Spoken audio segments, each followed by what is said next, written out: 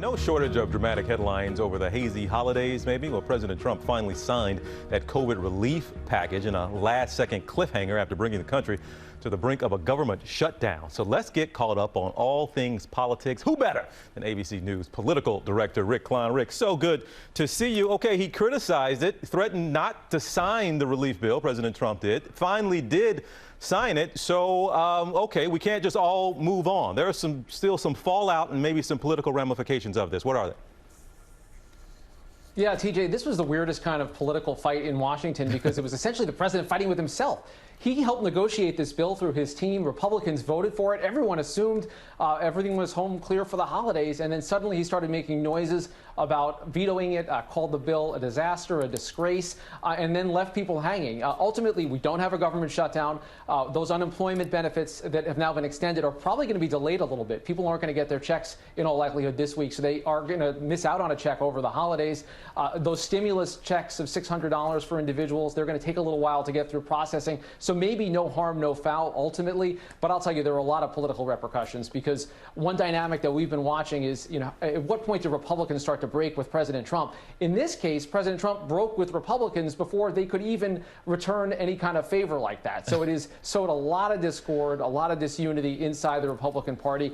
Broadly speaking, though, I think both Republicans and Democrats are hoping signing this bill suggests, if not quite normalcy over the balance of the Trump presidency, at least some semblance of sanity, because there was no reason for this bill to be held up. Semblance of sanity. Come on, you're our political director. You know better than to ask for a semblance of sanity, Rick. Low bar. Let's move on here. A lot of people, there was so much talk after the election and so much focus on Georgia, those two Senate races that are going to take place. Now they're right around the corner. Here we come. So what does it look like? Are Democrats going to be able to pull this off in Georgia?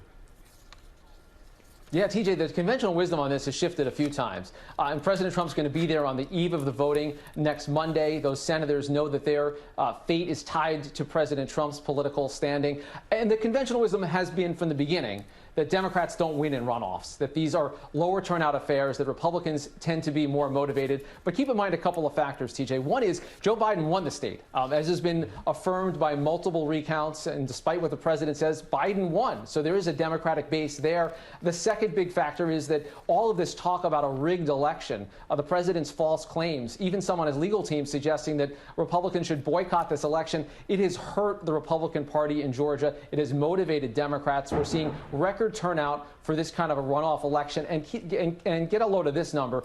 Both of the Democratic candidates have raised more than $100 million just in the last quarter of the year. That's an astounding number, and it shows that they are going to be competitive and then some, and it's just one of those pure turnout races. Can the Democratic base beat back what is traditionally a more loyal voting base of Republicans? All right, let's turn now to what seems weird to have to keep saying it, but Biden won the election.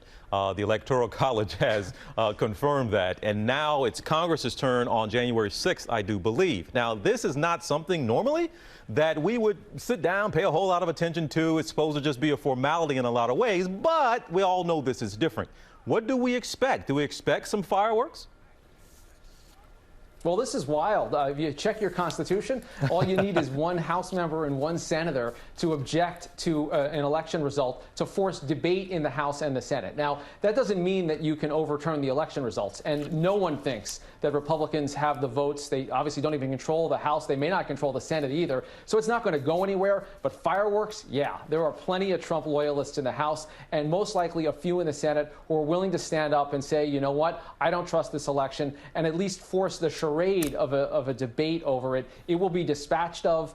The Electoral College has already voted. This will just be to certify those results. There's no precedent for Congress overturning, and there's no real likelihood of that, no danger of that. Once again, Joe Biden will have won, Donald Trump will have lost, but it's going to be quite a week next week between that runoff election and then this showdown on the House and Senate floor. And that's why you have that grin on your face. You're looking forward to it. This is what you do, Rick Klein, our ABC Bring it on. political director. My man, good to see you. Thank you so much for spending some time with us here on GMA3. We'll see you again soon, all right?